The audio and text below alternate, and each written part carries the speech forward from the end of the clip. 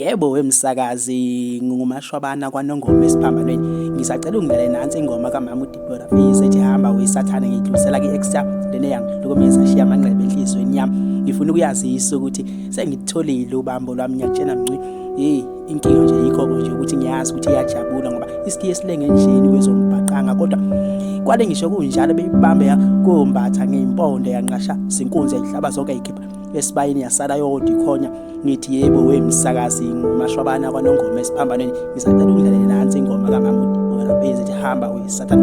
Ngifisa basi bonke-ke laba abazonda mina kanye nomculo wami uqobo ukuthi hayi cha bayaphuthela bazazi izinto baningi bayivumile kwaNongoma noLundi kanye neKZN yonke yonkana ivunguzelile neNingizimu Afrika ngephimbo lakhe dedikenene kwaNongoma esiphambanweni.